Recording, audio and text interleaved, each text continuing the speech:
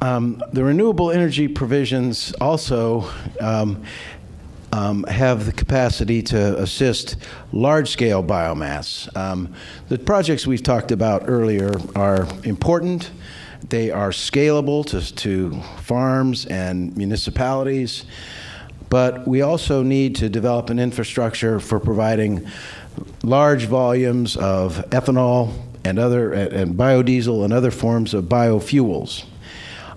We are looking to produce about 38 billion with the B gallons of biofuels by 2020, and we need to begin ramping up. And this is an area that we are certainly providing substantial funding through USDA. More than 245 million during the past year for biorefinery assistance, and 85 million for advanced biofuels. Advanced biofuels, to try to give you a working definition, are plants that create motor fuel that we can blend with our gasoline, ethanol, or biodiesel, and other products such as glycerins. And one of them is now developing a foam that can be used in modular housing and sold for housing in the third world. And the fun never ends as the white coat types learn how to better refine and add value to the stream that's coming through a biofuel reactor. We're going to see all sorts of very advanced products, both for consumer and biomedical use, as well as the motor fuels. And eventually, we would love to see at least 25% of our motor fuels coming from renewable resources in Ohio and throughout the country. We also have other biomass-related research and development initiatives which are funded through USDA, and those are indicated on the slide.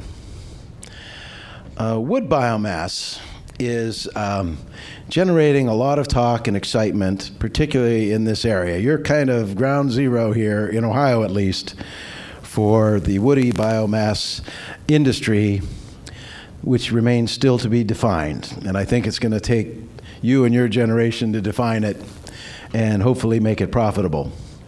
In 2008, First Energy, which is, I believe, the third largest electricity producer in the nation, announced a consent decree with the US EPA where they agreed to convert their big plant down on the river, the Burger plant. They were going to convert a 1.2 gigawatt Burger plant from burning coal to burning woody biomass. And that process is underway. It will take, by their own indications, 3 to 5 years to make that conversion work, but it has the ability to transform the economy in this area of Ohio and then throughout the Appalachian region.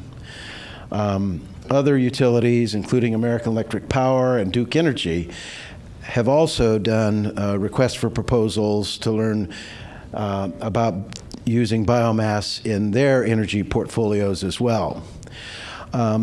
Essentially, the way it works or is proposed to work at the Burger plant would be that waste wood from the forests in the area or outside the area and brought in would be ground up and pelletized into small little pellets and taken to a certain moisture content, and then they'd be ready to, at that point, load onto a train or a truck and take to the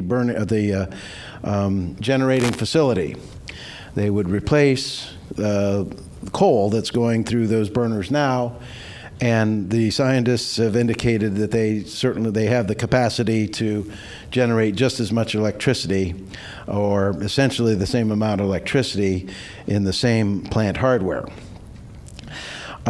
So the challenges are many there, however, though. Some have speculated that if every plant on the Ohio River converted from coal to wood biomass, that we could, if not careful, we could denude this area of Ohio from forest growth, and that's certainly not a satisfactory outcome.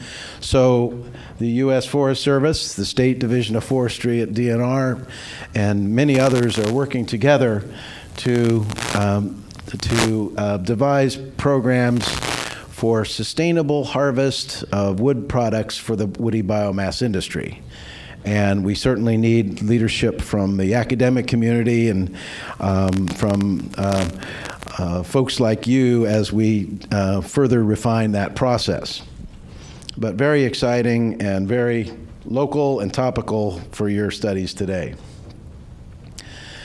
Biofuels that we talked about earlier are more than just a passing fancy. And one good way of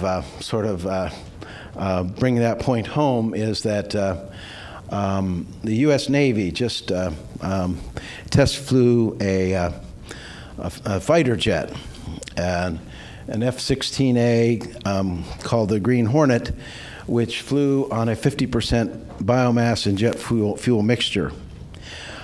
They have advocated a program of 50% of their fuel to be derived from renewable sources by 2020. And the U.S. Air Force, which is the biggest user of fuel in the country, has also made a similar, or is trying to make similar efforts to generate at least 50% of their fuel from renewable sources. And we would like to, we've committed over $800 million through the Obama administration to help grow this industry.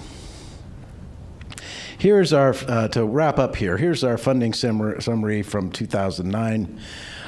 This year we've put out $681 million total, and over half of that are funds from the stimulus program, the American Reinvestment and Recovery Act. I like to tell folks that every one of those dollars has gone into someone's paycheck. We've either kept the doors open at a facility that couldn't get an operating loan to continue operations, or we've helped put a new facility in the ground, or we've put out housing. Everything we've done has gone into the economy and spun around. And I think as history records, eventually we will know that without the Stimulus Act, our economy would still be mired in the mud with very little hope of growth. So with that, I am available to answer any questions later on in the program, and thank you so much for having me.